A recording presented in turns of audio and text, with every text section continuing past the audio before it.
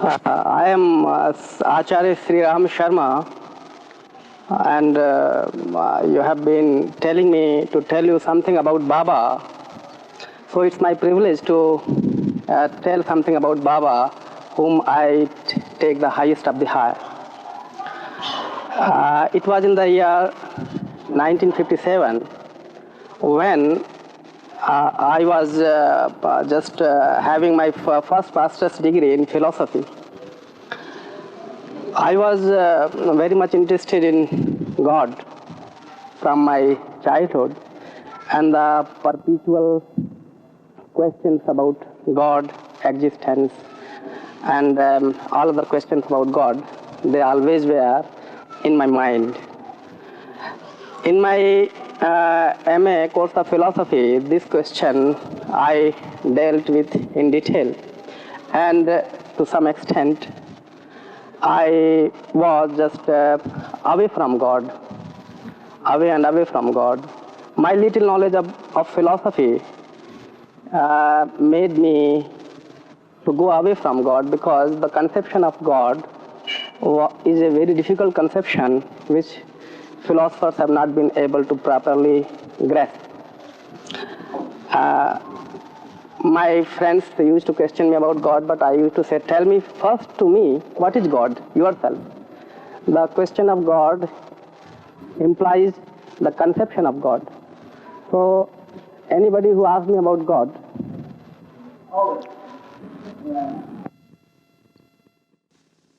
anybody who asks me about God, I, in replying, asked him, what do you mean by God yourself?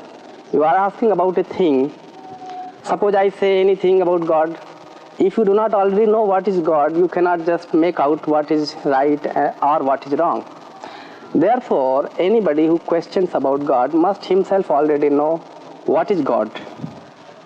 So some such questions were always in my mind, some doubts about God, and but my love for God was always there, and I always that love was always increasing and increasing. The more I questioned about God, the more I think, you see, I became infatuated with God, with the idea of God. So when I heard about Avatar Meher Baba from my friends, in the zeal of my philosophical knowledge, I always condemned them, my friends who talked about Baba and called him Avatar. I said, you see, God philosophically will never take any avatar. He is almighty. The conception of God is that he is almighty, all-knowing, and present everywhere. What is the need for God to come here in this world and correct his own world? So, in a way, I was against the theory of avatarhood itself. Then some of my friends who were clever friends of mine, they wanted to make me round by taking me to Meher Baba. And then, you see, decide for myself as to what Meher Baba is, what avatarhood is. And I said, you see, I will not go and waste my money by you see, going to Ahmednagar or wherever Baba is to have his darshan. I do not care. I think, you see, there is no necessity for me to go and have his darshan, because I think that God will never take his avatar to come here and correct his world, because he can correct his world from where he is. From the place God is, he can correct his world. He need not take a human form and come here in this world to just give it directions. So my friends, you see, they just, you see, collected some funds for me. My friends collected funds for me, and they took me to Ahmednagar for the first time in 1957. And I was just, you see, in a difficult situation there at Ahmednagar itself, because of company of one saint. One saint whose bed was just, you see, besides me. He was also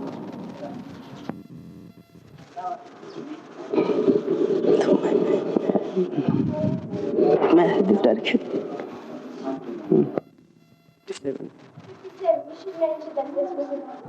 It's Swami Mangalanand. He used to call himself Swami Mangalanand, Danglanand, etc., etc., and he was a very haughty and angry saint. He used to say that he has done some research in God and Om, and he used to say that he is a very high saint, a saint of very high stature, and he knows much about God and the reality of Om. And I was taken by other persons to be under his impression, but that was a wrong notion of other persons, that I was impressed by him. On the other hand, I was trying to find out what the man was in reality and what feeling he had about Avatar Meher Baba.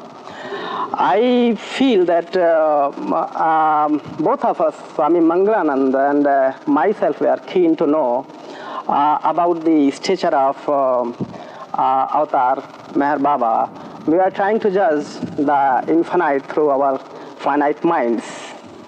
Swami Mangalanand had his own way of dealing with Avatar Meher Baba, but I had a practical way to estimate Baba. I just made my mind that whatever Baba is, whether very high or just ordinary man is posing to be very high, it is not none of my cares to just logically find out the truth about this. I thought I must first just obey Baba, whatever Baba says. I must first try to just obey him, and then afterwards find out what Baba is in reality. So Baba said to me that you just go on obeying what I tell you, and once you will realize what I am. I heard Baba saying like this, and I took it for myself. From that time, I was around Baba most of the time. My friends also suggested me that you just be near Baba as much as you can. So I was near Baba most of the time, just peeping him through the windows, the doorway, or sometimes he is standing near Baba in the sahwas. So it became clearer and clearer to me what is the reality in Baba. After I think about 2 days, I felt that Baba is something very, very high, much more greater than my little mind can comprehend. On the third day, perhaps, if I remember correctly, I was just standing in the pandal. On the third day, Baba was sitting very gracefully on the dais, and most of the gathering people were sitting in front on the carpets. I was myself sitting on the carpet, but I was very much emotionally stirred up. I could not keep sitting there. I got up from the carpet and stood. Just besides the gathering, and from there I was just looking Baba constantly. I was so much stirred up that I heard only Baba's speech, and just constantly just looked at him. I felt that I was seeing the most beautiful person living on earth, and gradually the very, very high emotions were generated in myself, in my mind and my heart. Gradually, I felt that I was drowning in the ocean of anand or bliss, and then I just I was feeling that I was intoxicated with bliss. This, you see, blissfulness gradually just overpowered me. And Baba was, I just remember that Baba was keeping an eye on me. Occasionally he used to see me while I was standing there. And that also, his sight, his just seeing me, exhilarated me more and more. Every sight of his on me just generated just a blissful feeling in me. So it so happened that once I could not control myself. I could not just stand there. I just ran away from the place I was standing and just went directly to Baba, where Baba was sitting. I did not care as to who were Baba's bodyguards, who were the person just between me and Baba. I just, you see, took just dashed towards Baba, I tell you, and just went there, just touched his, lied down flat on his feet, and said to him, Baba, I think I have got what I wanted.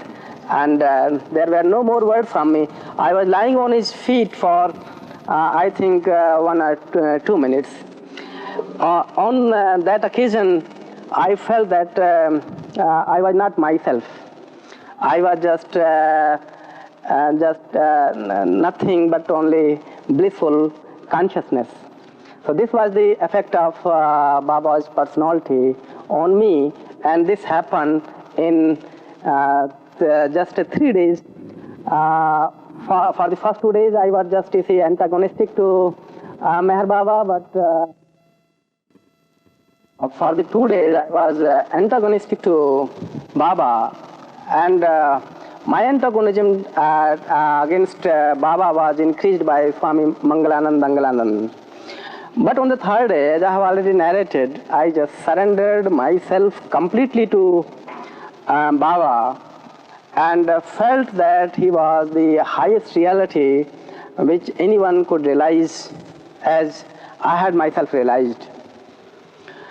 I don't think that, you see, Baba was doing anything in particular from outside, but every word, every syllable of Baba was just touching my heart.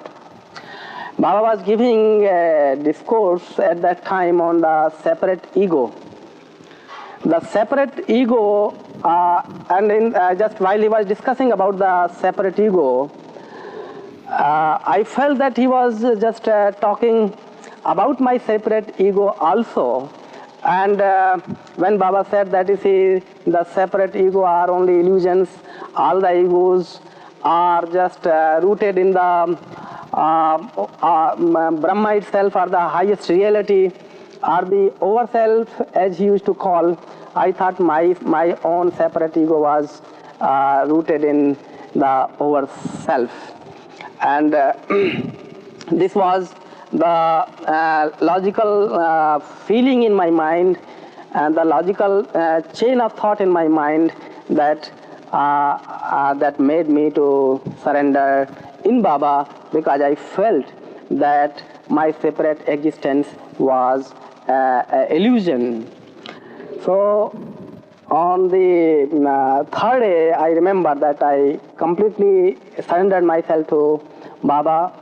Afterwards, wherever I was, whether in a bathroom or on the bedroom, I felt that, you see, I was not a mere petty man, or a man with, you see, a limited ego.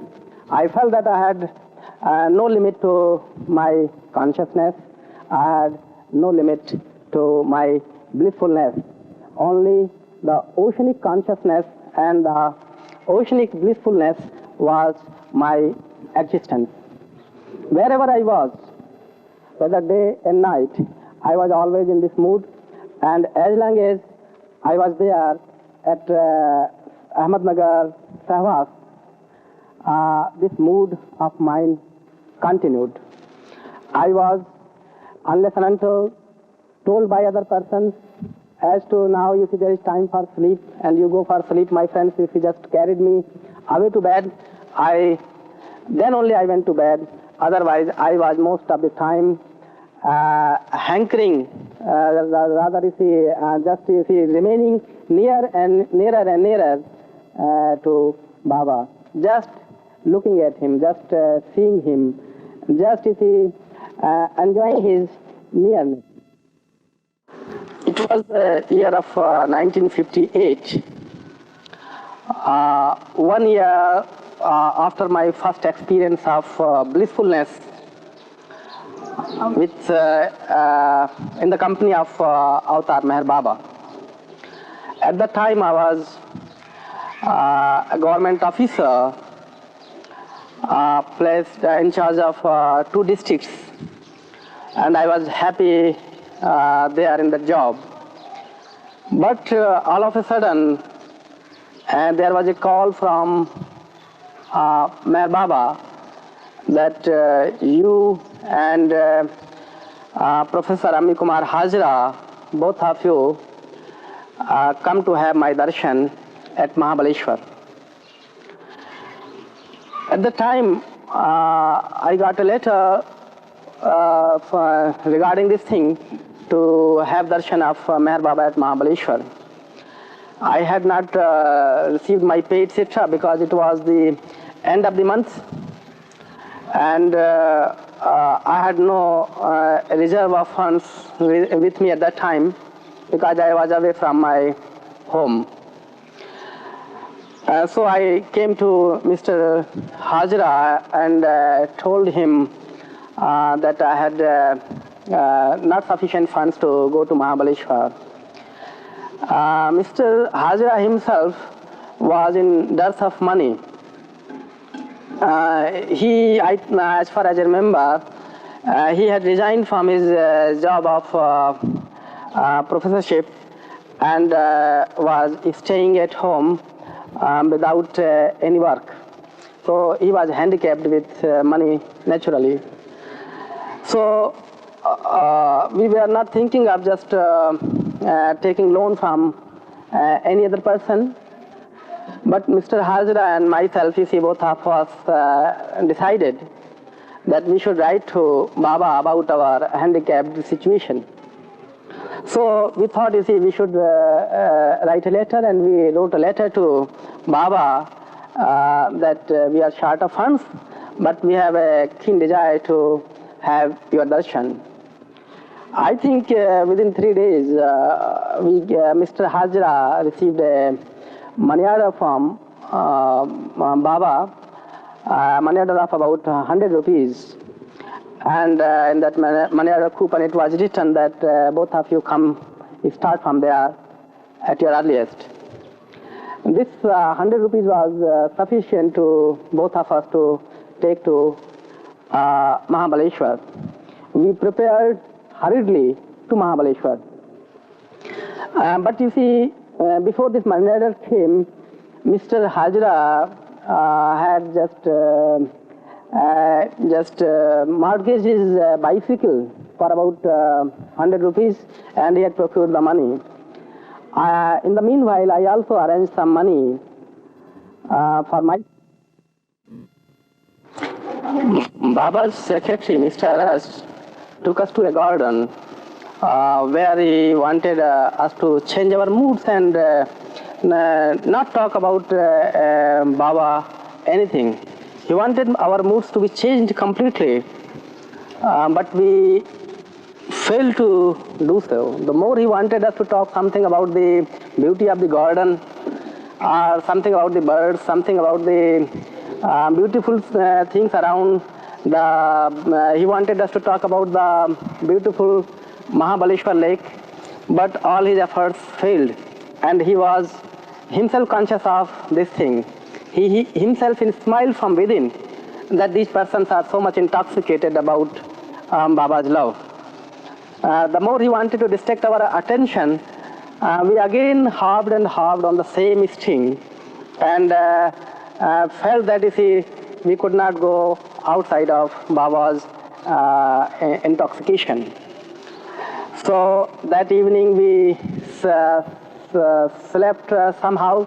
I think we hadn't any sleep, at night time we were talking and talking about Baba, and somehow or the other we passed that night in Baba's remembrance. The next morning we were asked by Baba's secretary to go for Baba's darshan. We went there. Baba was sitting there on a beautiful chair. A good dining room was arranged there. About 10 to 15% more were sitting in that dining room. When I entered the room where Baba was sitting, I was having a box camera with me. But I was ordered by Baba and somebody took away that camera from me. Baba said, don't photograph anything here. We somehow or the other, besides our moods, because we were not in our controlled moods, we just were just hodgepodge, Mr. Hazra and myself. Hodgepodge, not that we were just hodgepodge in the worldly sense, but we were our psyche, our consciousness, that was all disturbed by the overpowering influence of Baba's presence there. Somehow we were seated on chairs there. We didn't know as to what to do. We sometimes saw Baba, sometimes just to see looked here and there, but you see our thoughts were not gathered. If I can talk about my friend Mr. Hazra, his condition was also similar. Mr. Hazra's condition was also similar, and if I am allowed to say that we were just gradually transcending our finite beings in presence of Baba's infinite greatness. Then you see, to make us just a little normal, in his Baba's peculiar style, Baba asked us very, very simple questions as to how did you have your sleep at night. We replied something. I don't remember what I replied. Mr. Hazra also replied something. But you see, our answers were just, not very much logical. They were somehow answered, that's all. And then Baba asked us, what meals did you have? He asked Mr. Hazra, what did you eat? But I remember that Mr. Hazra was not able to say anything. What he ate, I don't think he remembered.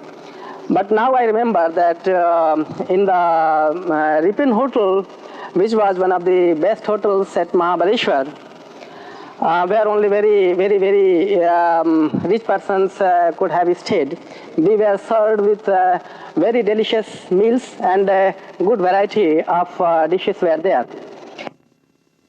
So we could not remember any of the dishes we had eaten. Then Baba himself just suggested, did you eat this thing? Then Mr. Hazra and myself, he nodded our heads that yes, we have eaten this thing. Then he took the name of different dish and asked, have you eaten this thing? We then said, yes, we have taken this also. In this way, you see, we gave the name of a few of the dishes. But we did not just properly remember as to what we had eaten. Not that you see our memory was weak, that we could not remember the dishes, but the intoxication, the overall impression, the overall thought of Meher Baba, the dominating thought of that celebrity was there. So we had no other thought. In fact, you see, our logical thinking was shattered. Then Baba gradually, in his peculiar style, he brought our consciousness down and down. Then you see, when we became a little normal, he just started his discourse. He said, if I remember his words properly, he said, you both of you are very lucky that I, the highest of the high, have called you here, and this meeting is. Both of you are very lucky.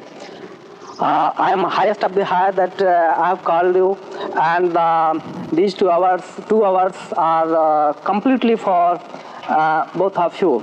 Really, you people are very, very lucky.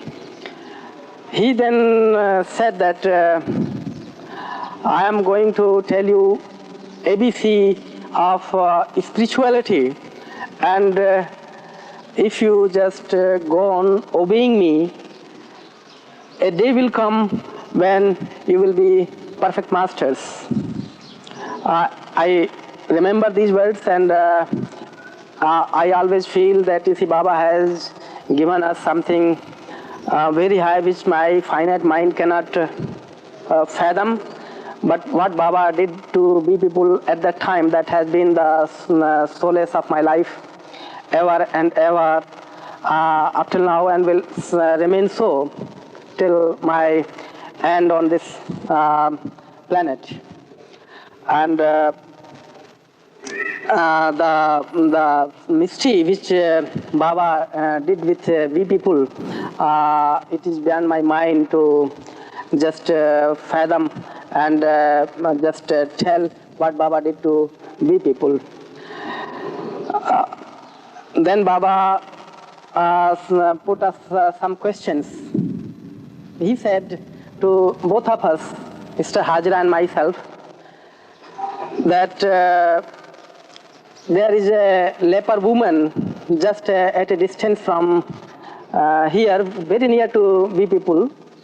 And if I order both of you to go to her and have a bodily relation with her, will you go? To be brief, I may tell the same thing in different words. Baba asked us whether will you go to have intercourse with that leper woman. We were just taken in surprise. We had this very difficult mood, which is difficult for me to narrate even. Mr. Hazra, just you see, I remember Mr. Hazra blushed and he kept his eyes down, and in that same style he answered to Baba, Baba, I will not go to her to have a body relation with her. Then Baba turned towards me. He said, Mr. Sharma, will you go and have intercourse with that leper woman? When Baba was asking, Mr. Hazra this question, I was thinking that Baba may ask this question to me, and what reply I will have to. Baba turns to me and put me the same question, whether you will go and enjoy sexually with that leper woman. When Baba put this question to Mr. Hazra, I felt that the same question might be put to me, and I was thinking, what answer will I give to Baba? I had read in Baba's books that if Baba had somewhere said that for him the obedience is greatest. All other things are important. Love to Baba, love to God is important. But obedience to the perfect master is greatest. This thought was in my mind. This thought suddenly came in my mind, and With this thought, I replied to Baba that, Baba, I will obey you. But I know you will not want me to do so. Baba smiled at me and remarked, Sharma, you are wise. I remember these words, and these words have been just written on my heart and mind permanently, and they just exhilarate me. They are the real position in my life that Baba has once he told me that, Sharma, you are wise.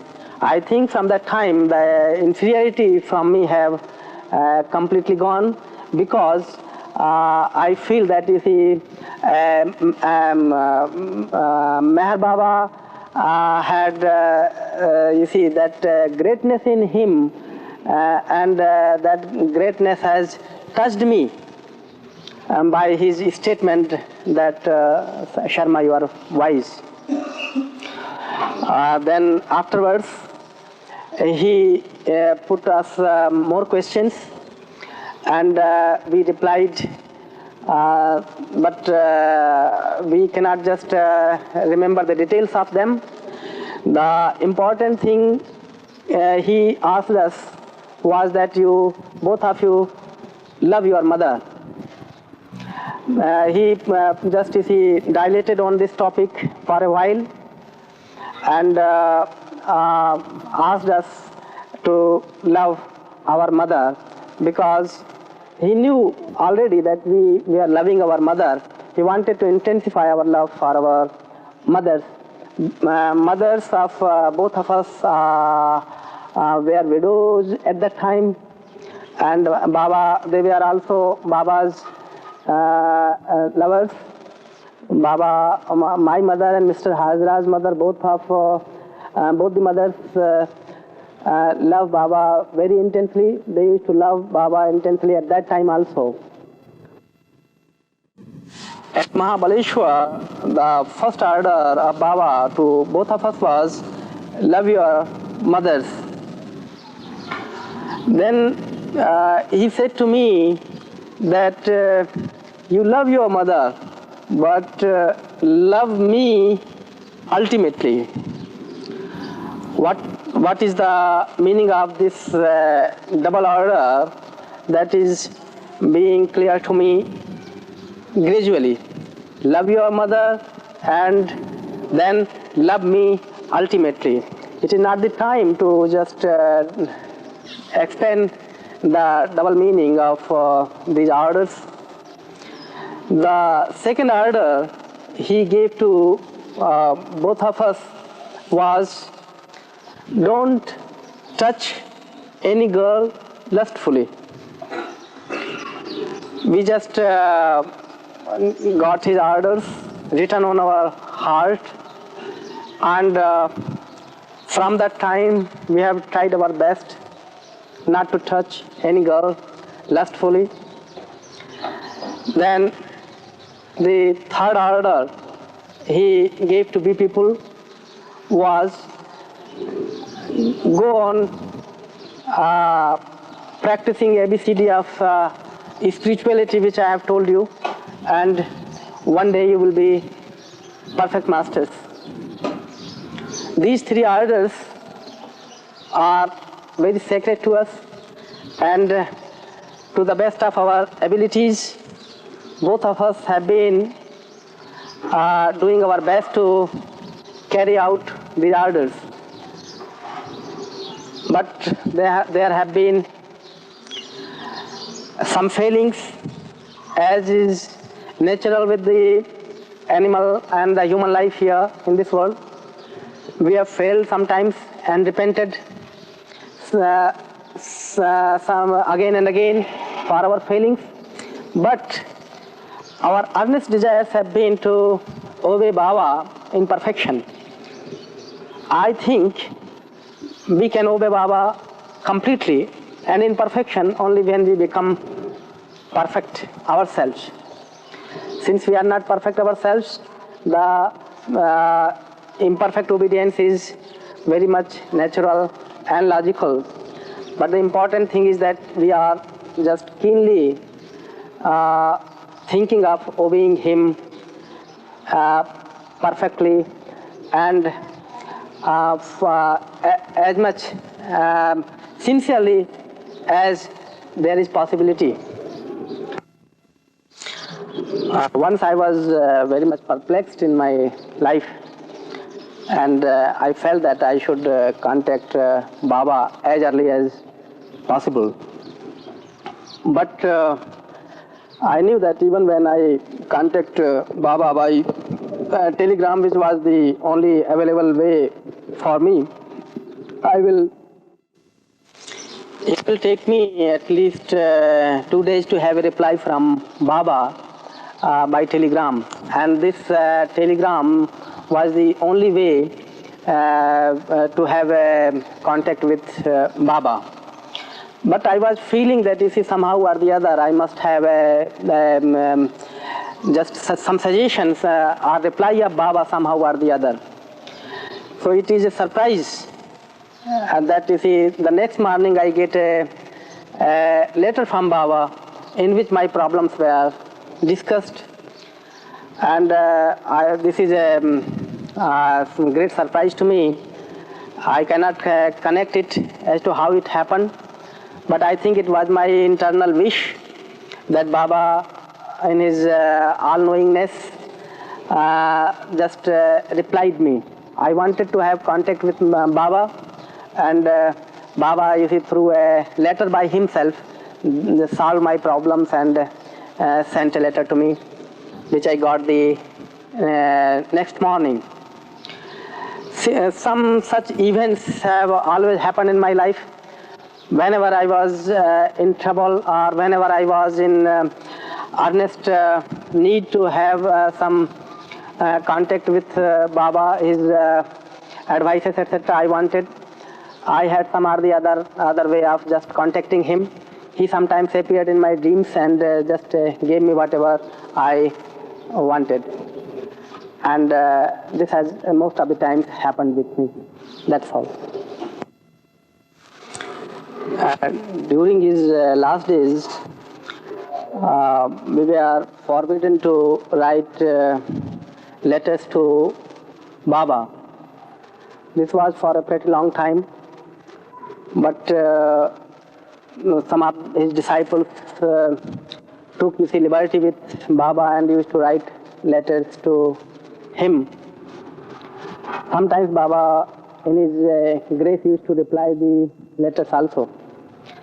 I was the person who sometimes took liberty with Baba because I was assured of his love for me, and I also intensely loved him.